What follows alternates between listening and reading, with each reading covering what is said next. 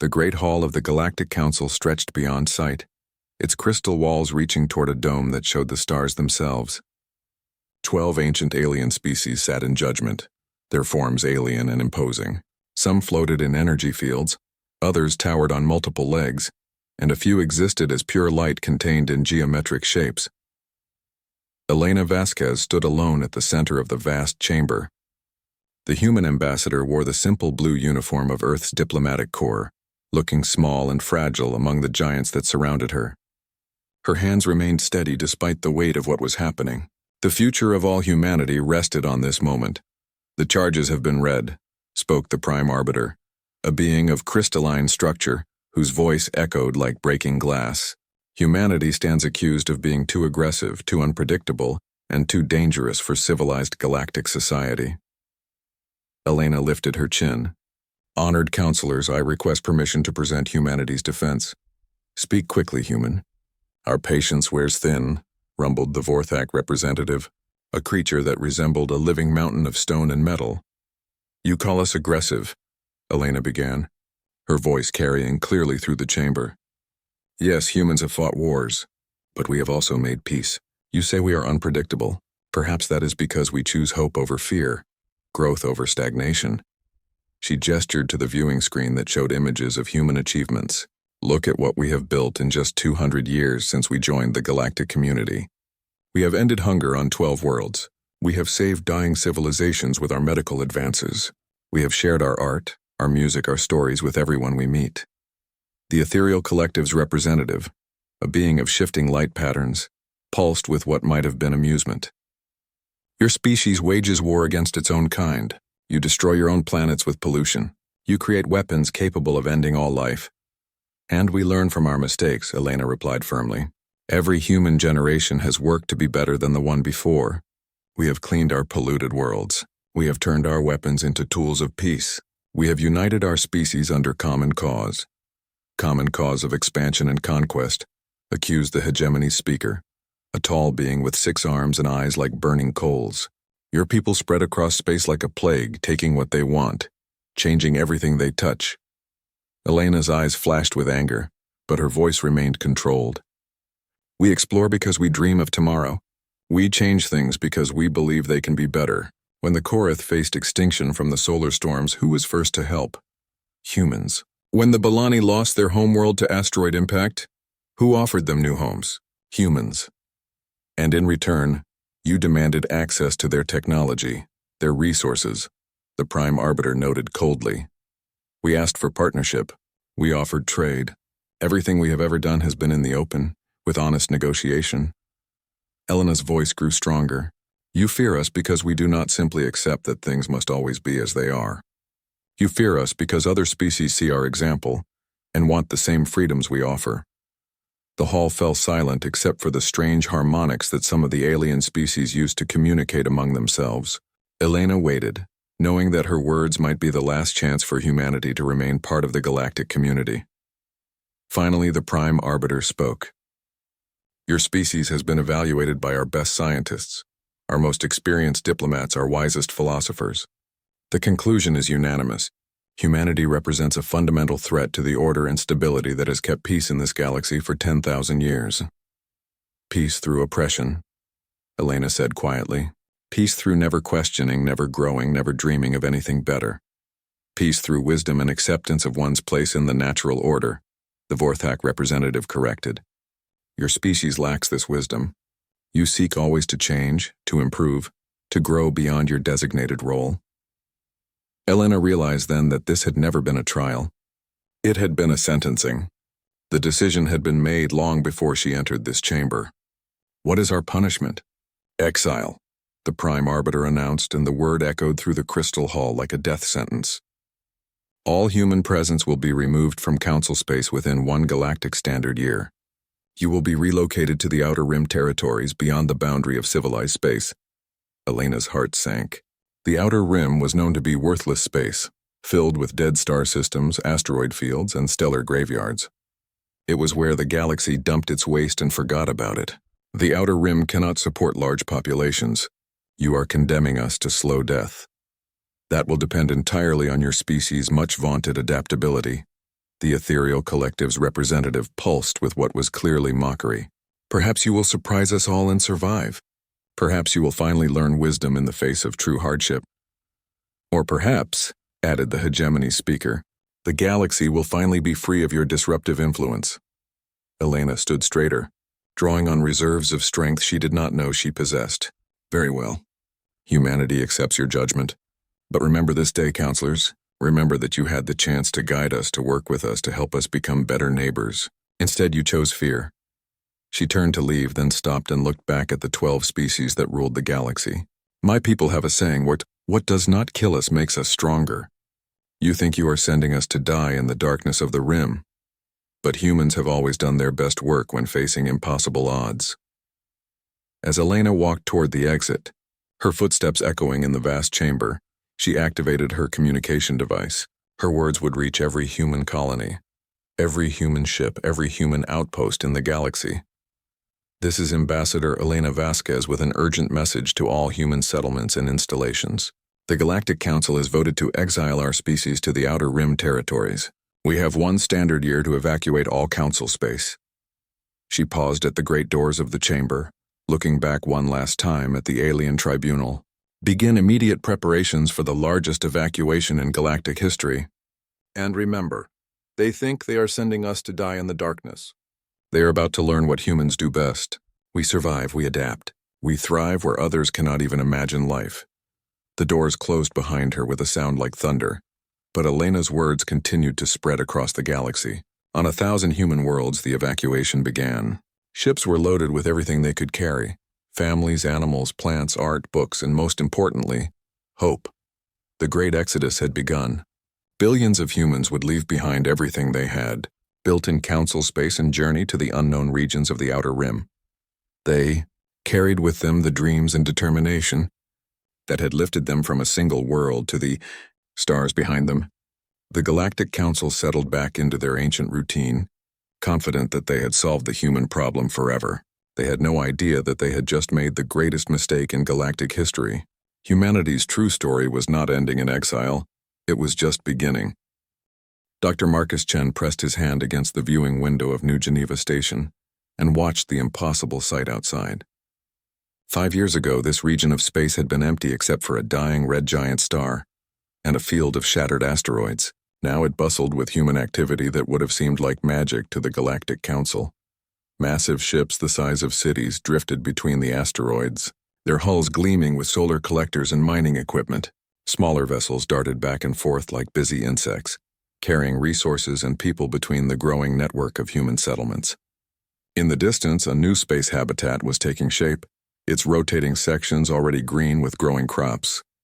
Status report, Marcus called to his team. As chief of the Terraform Initiative, he oversaw humanity's desperate attempt to turn the worthless Outer Rim into something livable.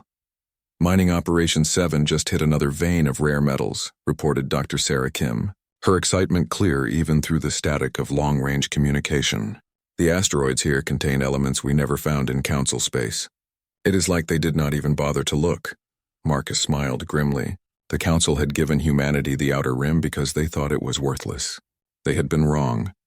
The chaotic region contained resources that the stable, well-ordered council territories lacked.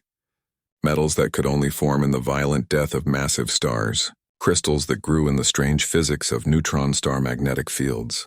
Energy sources that existed nowhere else in the galaxy. What about the atmospheric processors on New Sparta? Marcus asked. Ahead of schedule, came the reply from the fortress world that had become humanity's military headquarters. General Reeves says the gravity is perfect for training, higher than Earth normal, but not enough to hurt anyone permanently. The recruits are getting stronger every day. Marcus nodded. New Sparta was one of their greatest successes. A tidally locked world orbiting close to a small star, it should have been uninhabitable. One side always faced the sun and burned with endless day. The other side faced away and froze in endless night. But humans had found a way. They built their cities in the twilight zone between day and night where the temperature was just right. They used the temperature difference to generate power. They grew crops under artificial suns powered by the thermal energy. Most importantly, they trained soldiers in conditions that would have killed most other species. Dr. Chen, called another voice. Captain Morrison is requesting permission to test the new fleet formation. Marcus looked out at the defense ships gathering near the station. Humanity's military had changed completely since the exile. They no longer fought the way the Council expected. Instead of massive battleships and formal formations, they used speed, cunning, and the hostile environment itself as weapons. Captain Sarah Morrison commanded a fleet of ships designed for asteroid field combat. They were smaller than traditional warships, but infinitely more maneuverable. They could hide behind space rocks, use asteroid gravity to slingshot into attack positions, and coordinate attacks across distances that would confuse any Council admiral. "Permission granted," Marcus replied. "But keep it quiet. We do not want the Council's spies to see too much." He knew the Council was watching. Their long-range sensors occasionally detected human activity in the rim, but they could not get close enough to see the full extent of what humanity had accomplished. They thought the humans were barely surviving in scattered camps.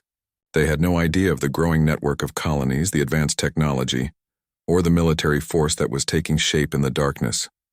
"Sir," Dr. Kim's voice came through again, more serious now. "We have a problem. The colony ship Determination is reporting engine failure. They are carrying 30,000 refugees from the Centauri evacuation." Marcus felt his stomach drop. Even after 5 years, they were still evacuating humans from Council space. Some had hidden in remote systems, hoping the exile order would be forgotten. Others had been too far away to hear the original message. All of them were now racing to reach the rim before Council enforcement ships found them. "How far out are they?" 6 hours at current speed, but their engines are failing fast. "They might not make it to the safe zone," Marcus thought quickly. The safe zone was the invisible line beyond which the Council claimed no authority. If the Determination was captured before crossing it, 30,000 humans would be prisoners or worse. "Contact Captain Morrison. Tell her to take Squadron 3 and escort the Determination home. Full stealth approach until they cross the line, then maximum protection." "Sir, that is only 12 ships against whatever the Council might send." "Then it is a good thing our 12 ships are better than their 100, Marcus replied with more confidence than he felt. As he watched Morrison's squadron disappear into the asteroid field, Marcus reflected on how much humanity had changed. 5 years of exile had not broken them. Instead, it had forged them into something new and stronger. On the agricultural station New Eden, humans grew crops in zero gravity, using techniques no one had imagined before. Children born in the rim had never known the safety of planetary gravity, but they could navigate three-dimensional space better than any pilot in the Council fleet. The generation ship New Horizons had become a traveling university where humanity's best minds worked on problems the Council had declared impossible to solve. They were developing faster than light communication, new forms of energy, and technologies that would have seemed like fantasy to their ancestors. Most importantly, the exile had united humanity like nothing before. On Earth, humans had fought over territory, resources, and ideology. In Council space, they had competed for the best trade deals and the most favorable treaties. But in the Outer Rim, they had only each other. Every human colony depended on every other for survival. Every ship that made it safely home was a victory for the entire species. "Dr. Chen," came Captain Morrison's voice over the communicator, tense with concentration. "We have visual contact with the Determination. Council enforcement is closing fast, but we will make it to the line first." "Copy that, Captain. Bring them home." Marcus watched the tactical display as tiny dots of light moved across the starfield. The refugee ship limped toward safety while its escort ships prepared for battle. Behind them, the larger dots of Council ships gave chase, determined to stop the humans from reaching the rim. Then the lead dot crossed an invisible line, and Marcus allowed himself to breathe again. The Determination was safe. 30,000 more humans had escaped the Council's reach and found their way to the growing civilization in the darkness. "Welcome to the Outer Rim," Marcus whispered, watching as escort ships surrounded the refugee vessel to guide it home. Outside his window, the impossible city in space continued to grow. Humans who had been scattered across the galaxy were becoming something new. They were becoming stronger, smarter, more united than they had ever been before. The Council thought they had solved the human problem by sending them into exile. Instead, they had created a problem far greater than anything they could have imagined. In the darkness of the Outer Rim, Humanity was becoming something that could challenge the ancient order of the galaxy itself. And the best part was, the Council had no idea what was coming. Admiral Elena Vasquez stood on the bridge of the exploration ship Pathfinder and stared at something that changed everything. 20 years had passed since her trial before the Galactic Council, and she now commanded the human colonial authority. Her hair had turned silver and lines marked her face, but her eyes still held the same fire that had defied the Council's judgment. Before them stretched an entire spiral arm of the galaxy that no Council ship had ever explored. Long-range sensors showed dozens of star systems with habitable planets, ancient structures that might be ruins of lost civilizations, and most importantly, no sign of Council presence anywhere. How did they miss this? Asked Captain James Park, the Pathfinder's commanding officer. They stopped exploring 10,000 years ago, Elena replied. When you believe you already rule everything worth ruling, you stop looking for more. Dr. Amara Singh, head of the Xenocultural Institute, looked up from her scanner readings with excitement in her voice. Admiral, I am detecting artificial structures in the third system. They appear to be inhabited. Elena felt her heart rate increase. After 20 years of isolation, this would be humanity's first contact with alien life since the exile. Take us in, Captain. Standard first contact protocols, but be ready for anything. As the Pathfinder approached the system, they discovered something remarkable. A collection of ships from different species floated near a ringed planet, clearly working together despite their varied designs. Some were sleek and metallic, others looked grown rather than built, and a few seemed to be made of pure crystalline structures. Incoming transmission, reported the communications officer. Multiple languages, but the translation software is working. They are calling themselves the Kepler Collective. Elena stepped forward. Open a channel. This is Admiral Elena Vasquez of the Human Colonial Authority. We come in peace, seeking dialogue with the Kepler Collective. The main screen flickered to show a gathering of alien beings unlike anything in Council space. They appeared to represent at least 5 different species, but they worked together with an easy cooperation that impressed Elena immediately. The apparent leader, a tall being with iridescent skin and 4 arms, spoke first. We are honored to meet you, humans. I am Counselor Zeth of the Aeonian Republic. We have heard stories of your people from refugees fleeing Council space. Refugees? Elena asked, surprised. Many species have grown tired of Council rule, explained another being, this one resembling a large insect with beautiful wing patterns. We are the Zerathi. Our homeworld was strip-mined by Council corporations who claimed it was for the greater good. We left rather than watch our children grow up as slaves. A third alien, covered in what looked like living metal, added its voice. The Vex Collective joined this group after the Council banned our research into artificial intelligence. They fear any technology they cannot control. Elena felt a mixture of sadness and opportunity. How many species have joined your collective? 12 so far, Counselor Zeth replied. But we are always seeking new partnerships. Your reputation precedes you, Admiral. The Council calls you dangerous criminals, but the refugees speak of you as liberators. Dr. Singh stepped forward. What kind of partnerships do you offer? True equality, the Zerathi representative said. Each species contributes what they do best and receives what they need most. No single group dominates the others. No ancient hierarchy decides the fate of younger civilizations. Elena saw the possibility immediately.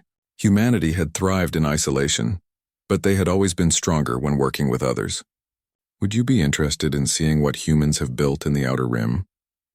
The tour of human space amazed the Kepler Collective representatives. They watched asteroid mining operations that produced rare metals in quantities the Council had never achieved. They visited agricultural stations where crops grew in impossible conditions. They saw military exercises where human pilots performed maneuvers that defied traditional space combat doctrine. But what impressed them most was the Democratic Council chamber on New Geneva Station, where representatives from every human colony debated policy as equals. No species in the collective had seen such an organized form of self-government. Your people vote on their leaders? Asked Counselor Zeth. Every few years, Elena confirmed. Anyone can run for office, and everyone has a voice in how we are governed. The Council claims democracy leads to chaos and conflict, the Vex representative observed. Sometimes it does, Elena admitted. But we have learned that temporary chaos is better than permanent oppression. When people have a voice in their own fate, they work harder to make that fate a good one. Negotiations for the Outer Rim Accords took 3 months, but the result changed the balance of power in the galaxy. The new alliance combined human organizational skills with Aeonian energy technology, Sirathi biological sciences, and Vex artificial intelligence research. Each species maintained its independence while contributing to the common good. The first joint project was a revelation. Human mining techniques combined with Aeonian power sources and Vex automation created industrial capacity that surpassed anything in Council space. Within months, they were producing advanced technology that individual species could never have achieved alone. Admiral, Dr. Singh reported during one of their weekly briefings, the archaeological teams have made an incredible discovery in the ancient ruins. The ruins were scattered across dozens of worlds in the unexplored spiral arm. They belonged to a civilization that had vanished millions of years ago, leaving behind technology that made even the Council's achievements look primitive. What did they find? Faster-than-light communication networks that can reach across the entire galaxy instantly. Manufacturing systems that can create materials at the atomic level. Energy sources that tap directly into the quantum structure of space itself. Elena stared at the reports. Can we duplicate any of this? Not yet, but we are learning. The Vex artificial intelligences are analyzing the mathematical principles. The Aeonians understand the energy systems better than we do, and human engineers are finding ways to adapt the technology to our current industrial base. As the months passed, the changes became obvious. Ships built with the new technology could travel faster and farther than anything the Council possessed. Communication arrays allowed instant coordination across impossible distances. Manufacturing centers produced goods of incredible quality and complexity. But the most important change was not technological. It was political. Word of the Outer Rim Accord spread through underground channels to oppressed species throughout Council space. Some began requesting asylum in the collective territories. Others started resistance movements inspired by human concepts of freedom and self-determination. Admiral, Captain Park reported during a routine patrol, we are receiving a transmission from Council space. It is encrypted with human diplomatic codes. The message came from Elena's old network of contacts within the Council bureaucracy. Elena, said the voice of Dr. Helen Torres, a human scientist who had chosen to remain in Council space. I hope this message reaches you. Things are changing here. 3 Council member species have formally requested to leave the organization and join your collective. Elena felt a chill of anticipation. If Council member species were defecting, it meant the ancient alliance was beginning to collapse. The Council leadership is panicking, the message continued. They are calling emergency sessions and talking about military action against the Outer Rim. Be careful, Elena. They fear you more than they have ever feared anything. As Elena listened to the rest of the message, she realized that humanity's exile had accomplished something the Galactic Council had never expected. Instead of dying quietly in the darkness, humans had become the spark that lit a fire of rebellion across the galaxy. The ancient order that had ruled for 10,000 years was beginning to crack. And at the center of that crack stood a species that had been judged too dangerous for civilized society. Perhaps the Council had been right about humans being dangerous. They just had not understood what kind of danger humanity truly represented. It was not the danger of conquest or destruction. It was the danger of hope, freedom, and the radical idea that all intelligent beings deserved the chance to choose their own destiny. The galaxy would never be the same. Commander Diana Torres crouched in the maintenance shaft of the Council's primary military station, her heart pounding as she listened to the conversation taking place in the command center below. As the leader of the Coalition Intelligence Service, she had spent months infiltrating the heart of Council space to discover their plans. What she was hearing made her blood run cold. The quantum disruptors are ready for deployment, reported the hegemony's military commander, his 6 arms gesturing at tactical displays that showed the weapon's devastating power. Each device can collapse the quantum structure of matter itself, destroying an entire star system in minutes. Diana recorded every word through her neural implant. Quantum disruptors were banned weapons, considered too dangerous even for the Council's use. The fact that they were preparing to deploy them showed how desperate they had become. How many targets? Asked the Prime Arbiter, his crystalline form pulsing with cold light. 7 systems, replied the Vorthak representative. The human military headquarters at New Sparta, their main industrial complex at New Geneva, and 5 of their largest colonial settlements. Total estimated population, 4 billion humans and their alien allies. Genocide, Diana whispered to herself, barely able to believe what she was hearing. The Council was planning to murder billions of innocent beings to maintain their grip on power. The psychological impact will be immense, continued the Hegemony Commander. When the galaxy sees what happens to those who defy Council authority, the rebellion will collapse. Other species will remember their place in the natural order. And if some Council member species object to such extreme measures, asked the Ethereal Collective's representative, they will be reminded that membership in the Council requires certain sacrifices, the Prime Arbiter replied coldly. Those who cannot accept the burden of leadership will be free to join the humans in extinction. Diana had heard enough. She carefully backed through the maintenance shaft, every movement calculated to avoid the detection systems. It took her 3 hours to reach the concealed courier ship that had brought her to Council space, and another 12 hours to clear the system's sensor network. Once she was safely in hyperspace, she activated the emergency beacon that would alert every Coalition ship in the galaxy. Her message was brief and terrifying. Council preparing to deploy quantum disruptors against 7 Coalition systems. Estimated 4 billion casualties. Immediate evacuation and military response required. The message reached President Elena Vasquez within hours. The former ambassador was now the elected leader of the Outer Rim Coalition, chosen by representatives from 43 different species. She stood in the emergency session of the Coalition Council, her face grim as she read Diana's intelligence report to the assembled delegates. They mean to end this with a single devastating blow, Elena announced. 7 of our most important systems, destroyed to terrorize the rest of the galaxy into submission. Counselor Zeth of the Aeonians spoke first. Can our defenses stop these weapons? General Victor Reeves, now commanding all Coalition military forces, shook his head. Quantum disruptors work by collapsing the fundamental structure of matter.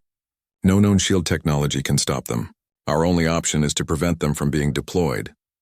How many ships can the Council bring to bear? Asked the Zarathi representative.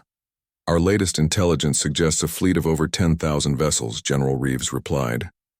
The largest military force assembled in galactic history. They are drawing ships from every Council system, leaving their own territories virtually defenseless. Elena saw the opportunity immediately. They are betting everything on one massive attack. If we can defeat their fleet, they will have nothing left to enforce their rule. Can we match their numbers? Asked the Vex representative, its metallic face reflecting concern. We do not need to match their numbers, Elena replied with growing confidence. We need to be smarter, faster, and more adaptable than they are. Those are things humans have always been good at. The preparation for battle took 2 months. Every Coalition world contributed ships, supplies, and personnel. The human military doctrine that had evolved in the asteroid fields of the Outer Rim was adapted for large-scale warfare.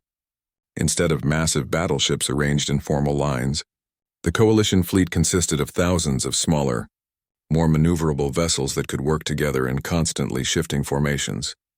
Captain Marcus Chen, Elena's son and now a fleet commander, oversaw the training exercises that prepared human and alien crews to fight as one.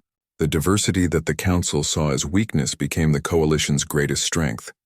Aeonian energy weapons powered by Zarathi biotechnology and guided by Vex artificial intelligence created weapon systems unlike anything the galaxy had ever seen. Status report. Elena requested during the final briefing before battle. All Coalition fleets are in position, reported Admiral Park, now commanding the main battle group. We have identified the location where the Council fleet will gather, the Nexus system, where their civilization first established dominion 10,000 years ago. It is symbolic, observed General Reeves. They want to end the rebellion where their empire began. Elena nodded. Then that is where we will end their empire for good. What about the quantum disruptors? Commander Torres has identified the ships carrying them, Admiral Park replied. 7 dreadnoughts, each one heavily defended. They plan to launch the disruptors from maximum range to avoid retaliation. Our priority is stopping those weapons, Elena declared. Everything else is secondary. We cannot allow them to destroy billions of innocent lives. The Coalition fleet that assembled in the deep space beyond the Nexus system was unlike anything the galaxy had ever seen. Ships from dozens of species worked together with a coordination that would have been impossible under Council rule. Human pilots flew alongside Aeonian energy beings and Vex artificial intelligences, their different abilities combining into something greater than the sum of its parts. Council fleet detected, reported the sensor officer. They are moving into formation around the primary star. Estimated strength, 12,000 vessels. Elena stood on the bridge of the flagship Unity, looking at the tactical display that showed the approaching confrontation. The Council fleet outnumbered them significantly, but she had learned long ago that victory was not always determined by numbers alone. "Open a communication channel to all Coalition ships," she ordered. Her words went out to every captain, every crew member, every being who had chosen freedom over security, hope over fear. Today we fight not just for our own survival, but for the right of every intelligent being to choose their own destiny. The Council offers the galaxy 10,000 more years of stagnation and oppression. We offer something they fear more than any weapon, the chance for growth, change, and a better tomorrow. The first shots of the battle lit up space like a new star being born. Council ships opened fire with weapons that had maintained galactic order for millennia. But the Coalition response was something entirely new. Ships that could phase through matter, weapons that manipulated gravity itself, and tactics that turned the vast emptiness of space into humanity's greatest advantage. Most importantly, the Coalition ships were not trying to destroy the Council fleet. They were trying to reach the 7 dreadnoughts carrying the quantum disruptors before those weapons could be launched. It was a race against time and death, with the fate of billions hanging in the balance. The battle that followed would be remembered as the moment when the old galaxy died and a new one was born. But in the heat of combat, with energy beams lighting up the darkness and ships exploding like brief stars, all that mattered was stopping the weapons that could end everything they had built. The final confrontation between humanity's coalition and the ancient galactic order had begun. The space around the Nexus system burned with the light of 1,000 stars as the largest battle in galactic history reached its climax. Captain Marcus Chen watched his tactical display with growing amazement as the Coalition fleet executed the most complex military maneuver ever attempted. "Phoenix Squadron, break left and engage the escort carriers," Marcus ordered into his communicator. "Dragonwing, maintain pressure on the Dreadnought's port shields. We need to get through to those quantum disruptors." The Council fleet fought with the desperate fury of beings who knew their 10,000-year reign was ending. Their massive battleships unleashed devastating firepower, destroying Coalition vessels with each salvo. But for every ship they eliminated, 2 more seemed to take its place, attacking from angles the Council had never anticipated. "Sir," called his weapons officer, "the Hegemony Dreadnought is charging its quantum disruptor. Estimated time to firing, 4 minutes. Marcus felt sweat beading on his forehead. If even one of those weapons fired, it would destroy an entire Coalition system and everyone in it. "All ships concentrate fire on Dreadnought 7. "Everything we have." The Coalition response was immediate and overwhelming. Ships from dozens of species converged on the massive Council vessel, their combined firepower creating a light show that could be seen from neighboring star systems. Aeonian energy beams melted through armor plating. Zarathi bioweapons ate through hull materials like living acid. Human missiles guided by Vex artificial intelligence found weak points in the Dreadnought's defenses with surgical precision. But the ancient vessel's shields held, and the quantum disruptor continued charging. "Marcus," came his mother's voice over the command channel. President Elena Vasquez was coordinating the entire battle from the flagship Unity. "I am sending you the new weapon specifications that Dr. Singh's team just finished. It is untested, but it might be our only chance." Marcus looked at the data streaming to his ship's computers and felt his eyes widen. The weapon was based on quantum principles reverse-engineered from the ancient ruins, combined with technology from all Coalition species. In theory, it could turn the Council's own quantum disruptor against them. "Understood, Madam President. Beginning attack run now."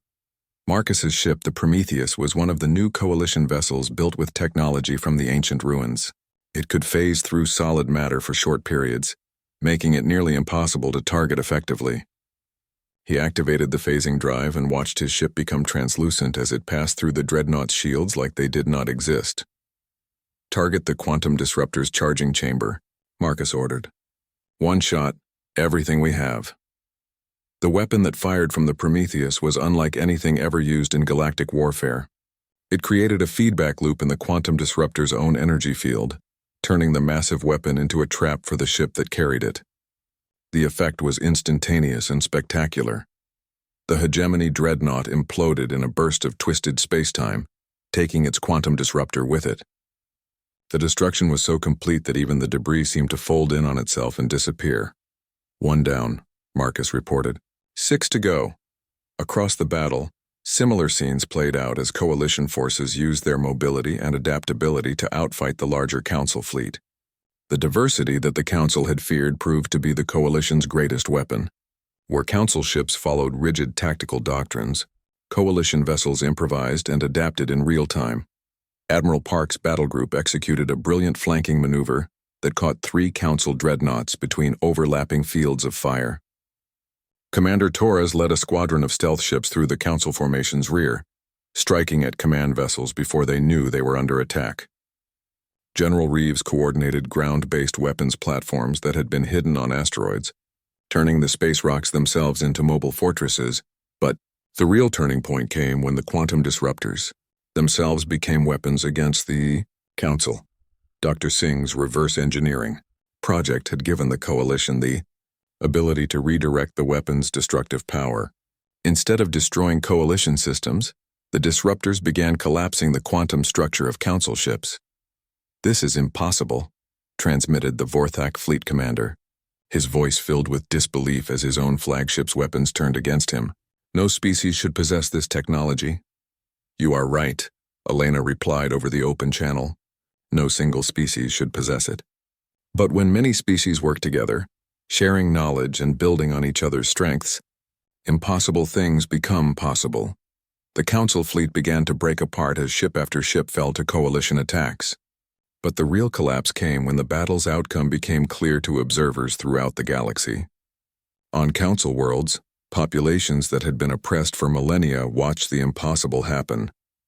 The ancient order was not invincible. It could be challenged. It could be defeated. Rebellion broke out on dozens of Council worlds as local populations demanded the same freedoms the Coalition offered. Council forces found themselves fighting not just the Coalition fleet, but uprisings on their own territory. Prime Arbiter came a desperate transmission from the Council's home system. "We have revolution on hegemony. Prime. The population has declared independence and requested coalition protection. The crystalline being that had condemned humanity to exile 40 years ago could barely form words. This cannot be happening. We are the rightful rulers of this galaxy. We have maintained order for 10,000 years. And in all that time you never learned the most important lesson," Elena replied, her voice carrying to every ship in both fleets. "True order cannot be imposed from above. It must be chosen from below. People must believe in their government for it to have any real power." The final Council dreadnought carrying a quantum disruptor attempted to escape the battle, hoping to reach Coalition space and complete its genocidal mission. But Captain Chen's tactical brilliance had anticipated this move. A squadron of Coalition ships had been positioned along the escape route, waiting in the shadow of a gas giant. The ambush was swift and decisive. The dreadnought found itself surrounded by ships that seemed to appear from nowhere, their weapons already charged and targeted. The battle was over in minutes. "This is Captain Chen to all Coalition forces," Marcus announced. "All quantum disruptors have been neutralized. Repeat, the superweapons are destroyed." A cheer went up across the Coalition fleet that could be heard even in the vacuum of space as crew members celebrated through their ship's hull vibrations. But Elena's voice cut through the celebration with words that would reshape the galaxy. "To all Council forces, this is President Elena Vasquez of the Outer Rim Coalition. Your superweapons are destroyed. Your fleet is defeated. Your own populations are in revolt. But this does not have to end in more bloodshed." The surrender terms Elena offered were unlike anything in galactic history. Instead of demanding submission or tribute, the Coalition offered partnership. Council worlds could join the new Galactic Federation as equal members. Council species could participate in democratic government. Even former Council leaders could find places in the new order if they accepted the principles of freedom and equality. "Why?" asked the Prime Arbiter, his crystalline form dim with defeat. "Why offer mercy to those who tried to destroy you?" Because that is what humans do, Elena replied simply. We build bridges instead of walls. We seek partners instead of subjects. We believe that everyone deserves a chance at a better tomorrow. The ceremony that established the Galactic Federation took place on the neutral world of New Harmony, built specifically for the occasion. Representatives from over 200 species gathered to sign the founding charter that would govern the galaxy for generations to come. Elena Vasquez, now 80 years old but still sharp as a laser, stood before the assembled delegates as the first Federation Chancellor. Her inaugural speech echoed across the galaxy. 40 years ago, the old Galactic Council judged humanity too dangerous for civilized society. They said we were too aggressive, too unpredictable, too willing to change things that should remain the same. They were right about one thing: we are dangerous. We are dangerous to tyranny. We are dangerous to stagnation. We are dangerous to the idea that some beings are born to rule and others are born to serve. She looked out at the diverse gathering of species, each one now free to choose its own path. They tried to banish us to the darkness. Instead, we brought light to the entire galaxy. We proved that different species can work together as equals. We showed that democracy is not chaos but cooperation. We demonstrated that freedom is not weakness, but strength. The applause that followed lasted for 10 minutes. Delegates from across the galaxy celebrating not just the new government, but the principles it represented. In the years that followed, the Galactic Federation flourished in ways the old council had never imagined possible. Trade expanded exponentially as barriers between species disappeared. Scientific advancement accelerated as researchers shared knowledge freely. Art and culture bloomed as different civilizations learned from each other. Most importantly, war became increasingly rare. When all species had a voice in their own governance, when all beings could pursue their own dreams, the causes of conflict gradually disappeared.